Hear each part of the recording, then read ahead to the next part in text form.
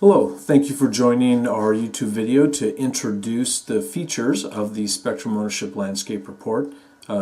First, we're going to put up a slide just to deal with the intellectual property statement. All of this report, the formats, the technical concepts, methods, processes, and procedures discussed in this presentation are subject to a provisional patent that will be rigorously defended. Alright, so now let's go ahead and jump into the actual Spectrum report. When you open up the Spectrum report, there are 6 tabs right now as a part of the report. The first tab is focused on the subscriber agreement. The next tab that we can go to details the legend. As we look at the legend is color-coded. We've assigned both carrier codes and colors to represent the national, regional, and key spectrum holders. We have assigned codes to all the other carriers, large and small, that even operate down to several counties of spectrum within the United States.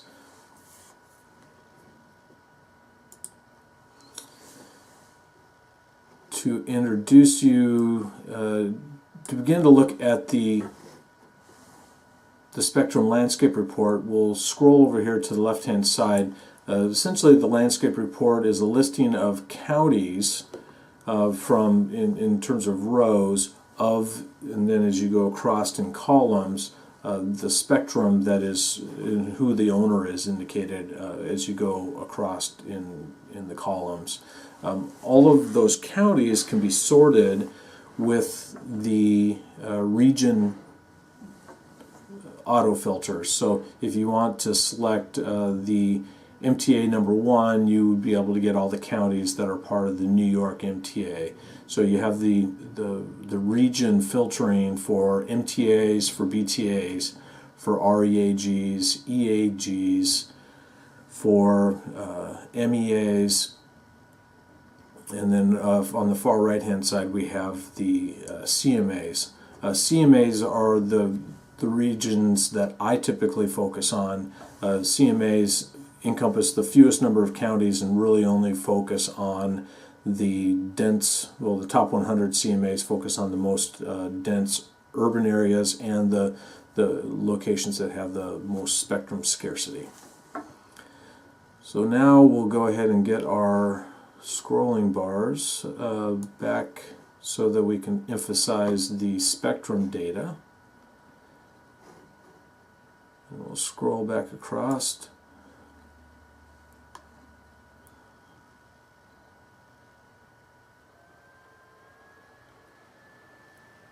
And we're now showing the 700 megahertz spectrum data.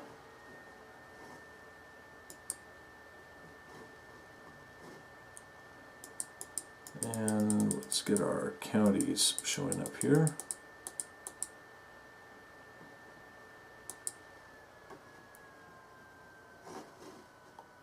All right. So what we have, starting on the left-hand side, obviously, is the CMA market names and the counties. We indicate the LTE band class. So you have band class 12 here, the spectrum that it covers. Gray indicates that it is uplink spectrum.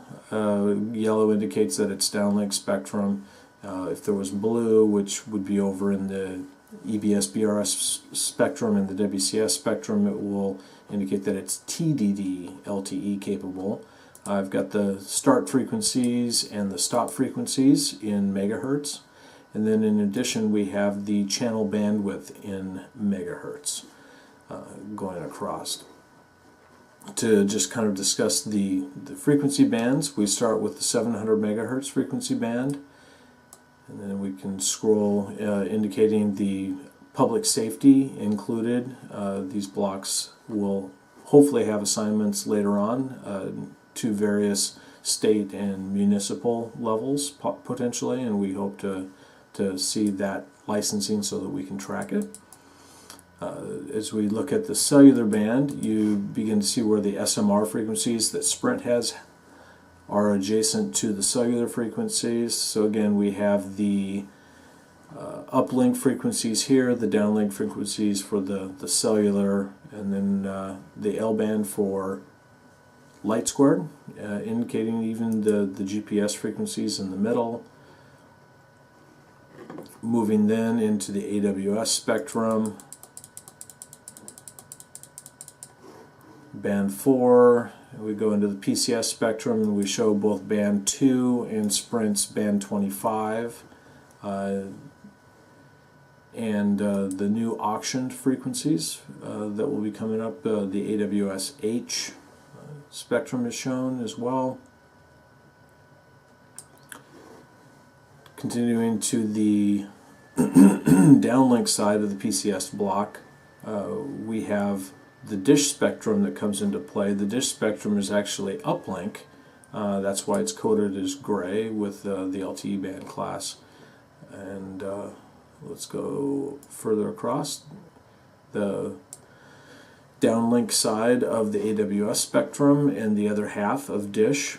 What you're also able to see is the anticipated AWS 3 spectrum that they hope to pair with government use that's actually just above the AWS spectrum. So basically increasing both the AWS spectrum blocks. Here's our first WCS block that shows that currently it's the 3GPP standards body only sees this as being a TDD block, but you can see each of the spectrum owners for the WCS band. And then as we get to the top part, we're looking at the EBS BRS spectrum, and you can see the LEO spectrum that's directly adjacent to it. This is important spectrum because it's in discussions with Globalstar as being channel 14, potentially a licensed channel 14 for Wi-Fi systems. And by looking at the EBS BRS spectrum, you're able to see the traditional FDD bands for band 7, the band 38, which is the TDD block for mid-band spectrum, and then Clearwire has designated the entire spectrum as a TDD band 41. The way that this is laid out to facilitate adding additional spectrum as the broadcast incentive spectrum becomes available. It can be added. If it really is germane, we could talk about the 3.6 spectrum for small cells.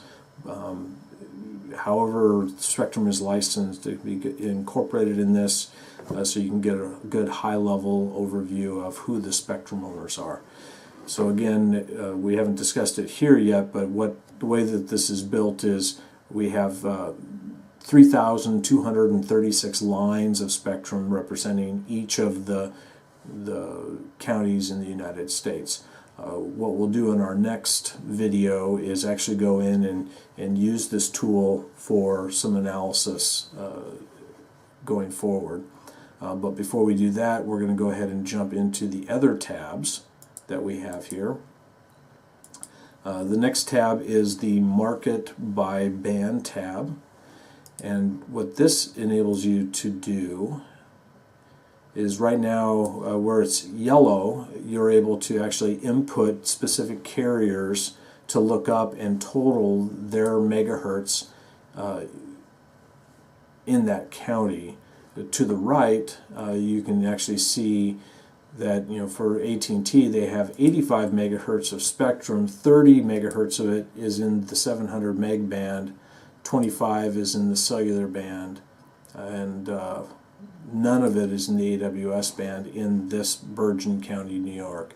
By changing to any of the other carrier codes, you can do a side-by-side comparison of each of those carriers.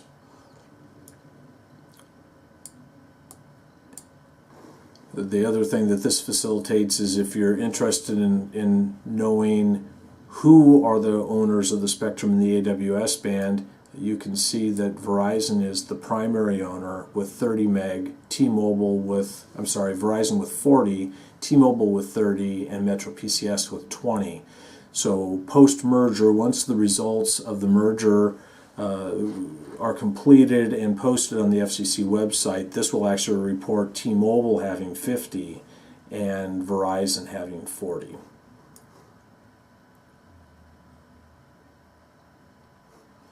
And then on the far right-hand side, we've included megahertz pops calculations by county. So you can see that AT&T has 2.890 million megahertz pops in Bergen County. You can then sum these up on a national basis and get a picture of what AT&T's megahertz pops are.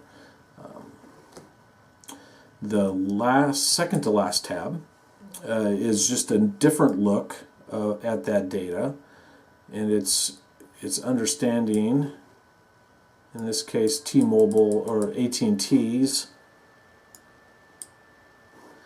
spectrum holdings in these markets across all the bands. So this makes it more clear that AT&T's 85 is made up of 30, 25, 30, and 0 in the remaining markets. So you're able to better understand what spectrum a carrier is using in a particular market and whether there's any strategic value or opportunities that exist there. The last tab that I want to share with you is the data tab. So for any of the spectrum that you can identify what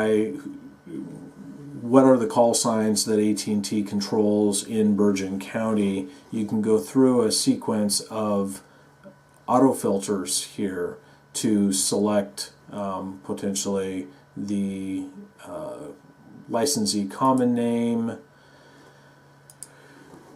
in a particular state or in a particular county. So right now we're filtered for Skagway municipality in Alaska, and you can see all of the MSS spectrum owners, the 700 meg spectrum owners, the AWS spectrum holders. So that should bring us to the end of this overview into the spectrum ownership landscape report. The next video in this series will go into some of the analysis capability of the spectrum ownership landscape. Thank you very much for watching.